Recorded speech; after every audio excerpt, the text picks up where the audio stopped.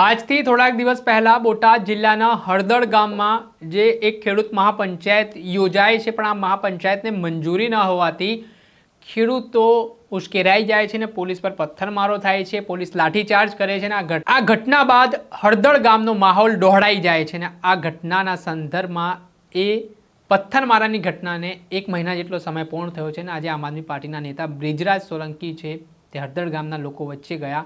ત્યાંના લોકોએ ભાવુક થઈ પોતાની પીડા વ્યક્ત કરી. શું કહી રહ્યા છે ત્યાંના લોકો, વિગતે વાત કરીએ. વૈષ્ણવજન તો તેને કહીએ જે પીડ પરાઈ જાનાને રે. નમસ્કાર દર્શક મિત્રો, નવજીવન ન્યૂઝમાં આપનું સ્વાગત છે. હું છું ફૈઝાન. કરદાને લઈને બોટાદમાં શરૂ થયેલો વિરોધ છે તેણે હિંસક સ્વરૂપ ધારણ કર્યું હતું. આ ઘટનાને લઈને કરદા કાંડ બાદ હળદળ ગામમાં ખેડૂત મહાપંચાયત તો યોજાય છે, પણ આ મહાપંચાયત તોફાની બને છે, પોલીસ ઉપર પથ્થરમારો થાય છે અને પોલીસ લાઠીચાર્જ કરે છે. એટલું જ નહીં, આમ આદમી પાર્ટીના નેતા રાજુ કરપડા અને પ્રવીણ રામ સહિત 85 જેટલા લોકો સામે હત્યાના પ્રયાસનો પોલીસ ગુનો દાખલ કરે છે. અને આ ઘટનાથી હળદળ ગામના લોકો સાથે જે દિવસે પથ્થરમારો થયો દિવસે ક્રૂરતા થઈ, પોલીસ દ્વારા ઘરમાં ઘૂસીને ખેડૂતોને માર્યો, લાઠીઓ ફટકારી. અને આ ઘટનાથી હળદળ ગામમાં આજે પણ ખૂબ ડરનો માહોલ છે. ને આને જ લઈને 1 મહિનો આ ઘટનાને પૂર્ણ થયો અને તે વચ્ચે આમ આદમી પાર્ટીના નેતા બ્રિજરાજ સોલંકી છે તે હળદળ ગામના લોકો વચ્ચે પહોંચ્યા, જ્યાં એક વૃદ્ધ રડતા પોતાની વેદના વ્યક્ત કરતા જોવા મળ્યા. આ મામલે પહેલા તો શું કહી રહ્યા છે બ્રિજરાજ સોલંકી, તેમને સાંભળો.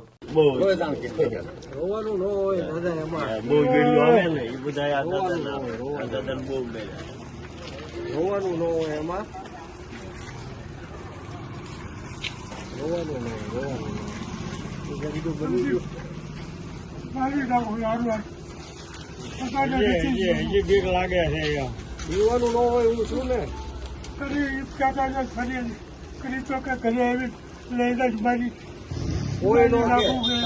કોઈ નો કે હું હારવાનું છું, તમારે જોવાનું ના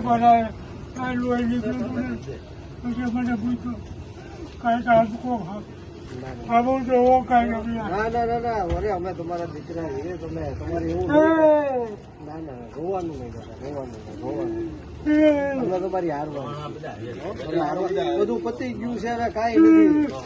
ના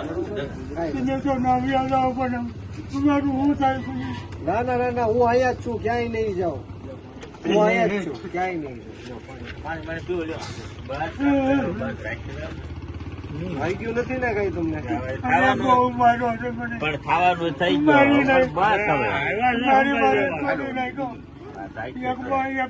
મારા એવા હાસ્ય વાત છે. હજી બીક લાગે છે. ઢોર માર્યો છે, શું કરવું? બસ રોશવા નહીં.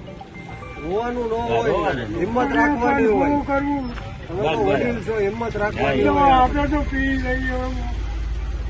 હવે હું કરવું? અમારે પાણી પી ગયા. કોઈનું સાંભળતા જ નતા, શું કરવું? સાંભળતું નથી. મેં મારું ઘર છે, હું ક્યાં જાઉં? જગ્યા માર્યા જ થઈ. કોમ ને છો ખરીદો બેભાન જેવું થઈ જવાના તમે. મારા ત્યાં મને એટલું લાવ્યા દવાખાના થઈ ગયા.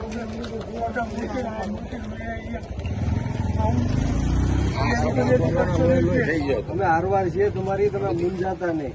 હો હવે કાંઈ એવું નહીં. ના પીવાનું ન હોય. હું અહીંયા જ આવતો હતો, રસ્તામાં મને પકડી લીધો પોલીસે. હું અહીંયા જ આવતો હતો. આવું કરે છે, બહુ ખોટું કરે. ખોટું કરે છે, સાંભળવાનું જ નહીં આવડે ને શું કરવાનું? આ 2 વર્ષની દીકરીને મારી આ કે છે કાકા મને કાંઈ વાંધો નહીં. આટલા બધાનો જવાબ સૂચ સમેત દેવાનો છે. જવાબ દે, આપણે આનો જવાબ દેવાનો છે. તમે મૂંઝાતા નહીં, તમે બીતા નહીં. ધમકી દઈ જાય, પણ ખોટા જેવા માર્યા, બીજું કઈ બીક જ નથી. કોણ ધમકી દીધી તમને? પોલીસ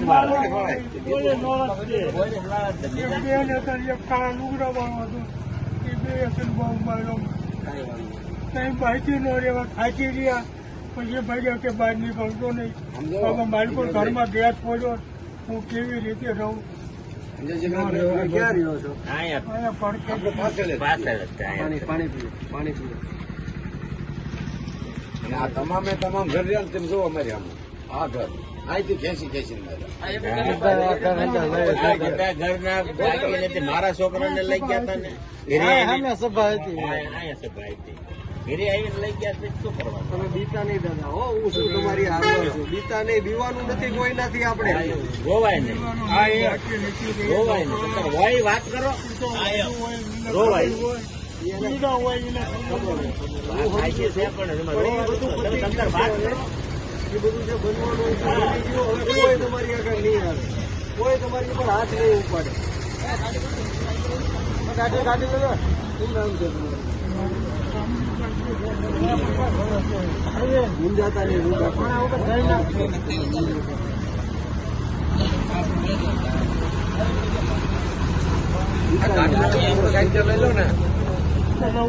ક્યાં કચરા પૂરતું ક્યાં કરો?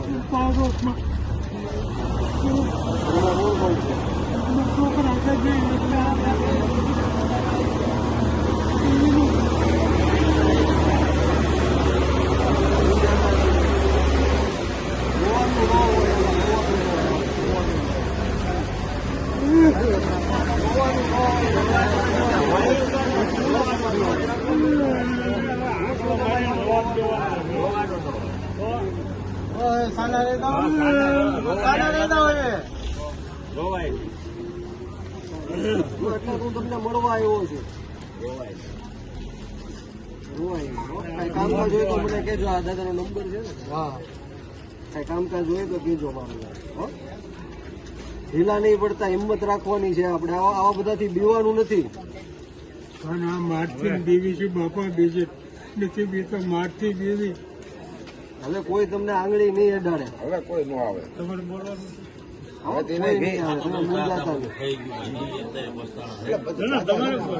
પીને જ આવ્યા. બહુ મોટી ભૂલ કરી. બહાર ના હતા ને આ બધા એને ખાવા કર્યા. તબિયત સારી છે ને તમારી હવે? હવે કામ ન કરીએ કઈ, હવે બે દિવસે પોતે કરવાને કઈ પગ દુઃખ થવા મારું કેવું મને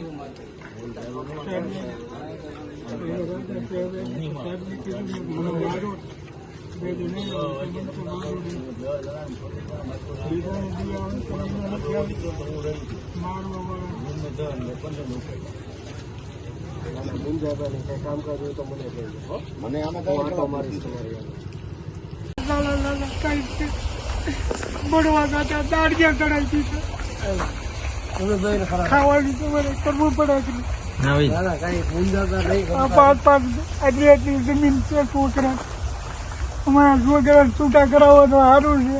ના ના, થઈ જાય થઈ જાય. તમે મૂંઝાતા નહીં. તમે હવે મરદ માણસ થઈને તમે કેમ ઢીલા પડો છો? હું કરવું બરાબર? છોકરા લાલા લાલા ટાઈમ બળવા ગાતા દાડિયા ચડાઈ દીધા. મૂંઝાતા નહીં, થઈ જાય. હું કરવું અમારે કયો? થઈ જાય 10 દીમાં થઈ જાય. હો, મૂંઝાતા નહીં. 10 દીમાં થઈ જાય. મને વાત નહીં, ખાવાનું નહીં પાછું. આજે માંગે ઊંઘ નથી આવતી. આ જો છોકરાનું મારી કામ નહીં ચાલતું તો હું કામ કરું છું. મેં ગાય ભાઈ અમને કોરાટના એરિયા ગણાવ્યા. મને લઈ ગયા હતા. હું વાડીએ જ આવતો ને મને લઈ ગયા. હું કરવું છું? 10 દીમાનો નિર્ણય આવી જાય. તમે મૂંઝાતા નહીં. તમારે બધાને હિંમત આપવાની છે. તમારે રોવાનું થોડું છે. મોડું હોય તો રોવાઈ જાય ભાઈ. રોવાનું ને હિંમત આપવાની બધાને. તમે રોવો તો પછી બૈરાવનું છોકરાઓનું શું થાય? છોકરા બે ભણવા જતા દાડિયા ચડાવી દીધા. 3 છે, 2 ભાઈ ને 1 બેન. આજે મહિનો થયો એટલે મેં કીધું બધાને મળતો આવું. એ સારું કીધું ધીમે આવ્યા. અત્યારે શું છે ખેતરમાં? એ આ ડુંગર છે, 8-10 પાડ્યા બહાર એટલી જમીન છે અમારે.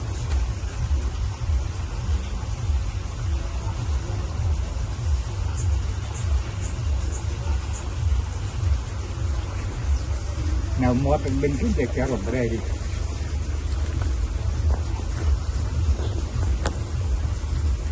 મળ્યા કે નહીં તમે એને?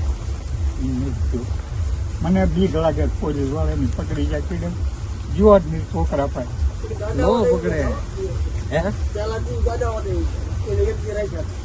એક દિન એક રાત રહી ગયા ભૂસા કરી ગયા. મારે ને મને આંગળીએ નહીં ચડાડી.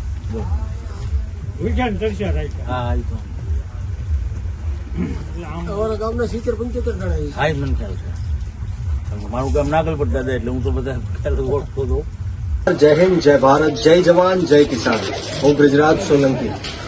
આજે બોટાદ જિલ્લાના હળદર ગામ મુકામે જે ગુજરાતના ઇતિહાસમાં ખૂબ જ કલંકિત ઘટના બની હતી કે જે રીતના નિર્દોષ ખેડૂતો ઉપર ક્રૂરતાથી અને બર્બરતાપૂર્વક જે ખેડૂતો પોતાનો હક અધિકાર અને ન્યાય માંગતા હતા એ ખેડૂતો ઉપર આ સરકારના હાથો બનીને પોલીસે જે લાઠીચાર્જ કર્યો છે, ટીયર ગેસો છોડ્યા છે, ખેડૂતોના ઘરમાં જબરજસ્તી ઘૂસીને દરવાજાઓ તોડીને માતાઓ, બહેનો, દીકરીઓ ઉપર જે દમન ગુજારવામાં આવ્યો છે અને સાથોસાથ ખોટા કેસો કરીને 85 જેટલા લોકોને જેલની અંદર પૂરવામાં આવ્યા છે, ત્યારે આજે એ વાતને 1 મહિનો પૂરો થયો છે ત્યારે આ ગામજનોની હું મુલાકાતે આવ્યો છું અને જે 85 લોકો અંદર છે એમના પરિવારોની પણ મુલાકાતે આવ્યો છું. ત્યારે ખૂબ જ હાલાકી આ લોકો ભોગવી રહ્યા છે.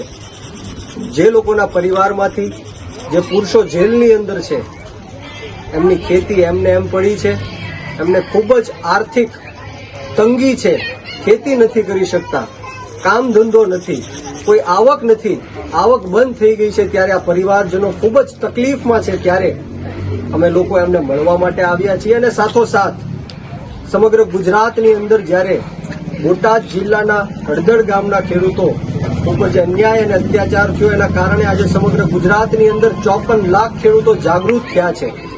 આપણે એપીએમસીઓમાં જોઈએ છીએ, માર્કેટિંગ યાર્ડોમાં જોઈએ છીએ કે જ્યારે ખેડૂતો સાથે અન્યાય અને અત્યાચાર થાય છે ત્યારે અવાજ બુલંદ કરે છે. એનું કારણ બોટાદ જિલ્લાના ખેડૂતો છે. ત્યારે એમની સાથે આમ આદમી પાર્ટી ઊભી છે અને સાથોસાથ સમગ્ર ગુજરાતની અંદર આમ આદમી પાર્ટી દ્વારા કિસાન મહાપંચાયતનું પણ આયોજન કરવામાં આવે છે. ત્યારે આપ સૌ જોઈ રહ્યા છો કે જે રીતના સાથ સહકાર મળી રહ્યો છે એ ખૂબ જ સારો એવો સાથ સહકાર ખેડૂતોનો મળી રહ્યો છે. અને જે રીતના આવનારા દિવસોમાં આમ આદમી પાર્ટીની જે લીગલ ટીમ છે, લીગલ સેલના લોકો છે, 30 કરતાં પણ વધારે લોકો વકીલો આ 85 લોકોને બહાર કઢાવવા માટે ખૂબ જ મહેનત કરી રહ્યા છે. આજે હાઈકોર્ટનો ચુકાદો પણ હતો, પરંતુ હિયરિંગ આવતીકાલે થવાનું છે. ત્યારે આ સરકારને હું કહેવા માંગીશ કે તમે ખેડૂતોનો અવાજ દબાવી દેવા માટે એમની ઉપર અત્યાચાર કર્યો, અન્યાય કર્યો, ખોટા કેસો કરીને જેલમાં પણ પૂર્યા, પરંતુ આ ખેડૂતોનો અવાજ દબાવવાનો નથી. આ ખેડૂતો પોતાના હક અધિકાર અને ન્યાય માટે જે વર્ષોથી લૂંટ ચલાવવામાં આવી રહી હતી આ ખેડૂતો ઉપર, એ અમે સંપૂર્ણ રીતના બંધ કરશું.